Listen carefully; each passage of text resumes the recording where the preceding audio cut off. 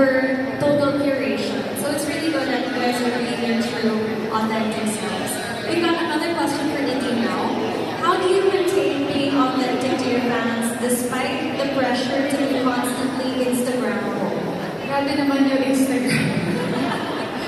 I mean, I honestly, you know, by the way, can I just say, I love your aesthetic comments on Instagram. I live for that.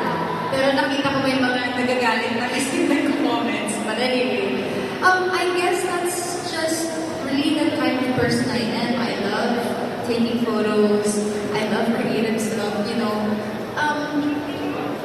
I don't try, hindi naman not try so hard. I try to be consistent, like what I said earlier.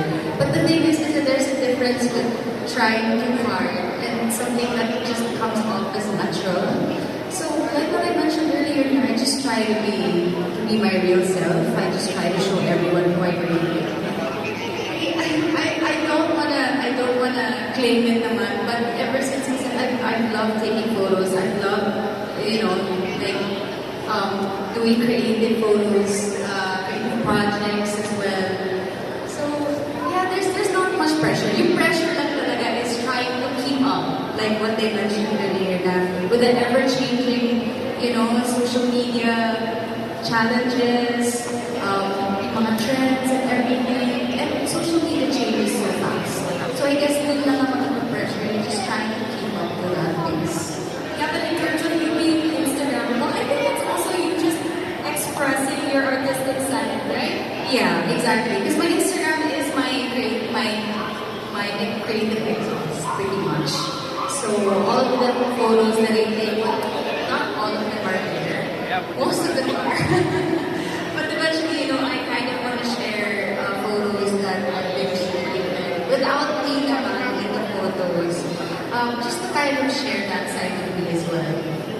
Thank you. We all love photographer Nadine as well.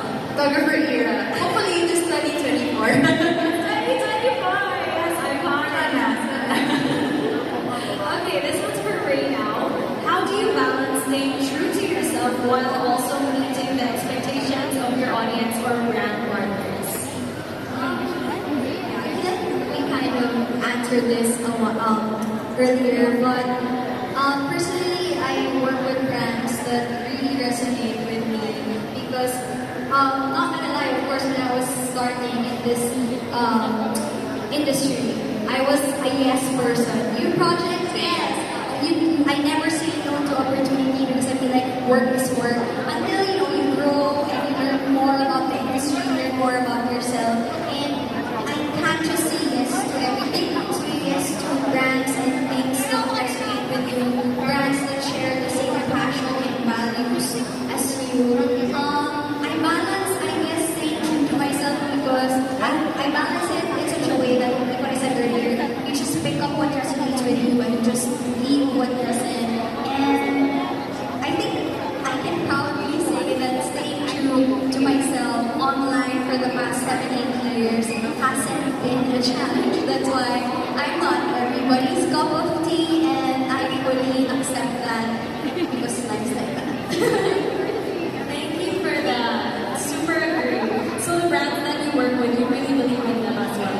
Yes. I think I've shared it also in one of the articles, like for example, not just Nailbite, other beauty skincare brands, I require them to give me at least 3 to 4 months of trying out their products before saying yes and signing a contract because it's hard to promote a product that doesn't work on you. And it will show, like for example, if I post a video and I don't feel like what I'm saying is true, you guys will definitely see that. You will definitely feel that. So I will never ever let that happen because I value your trust so much.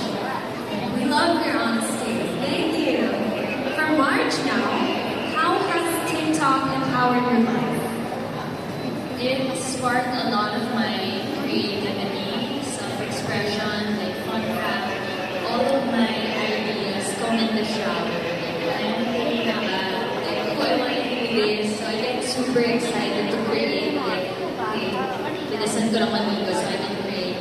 So, I think all my life, I've been looking for like a creative outlet since I was in the corporate world before. creativity at all. So TikTok's been a big help.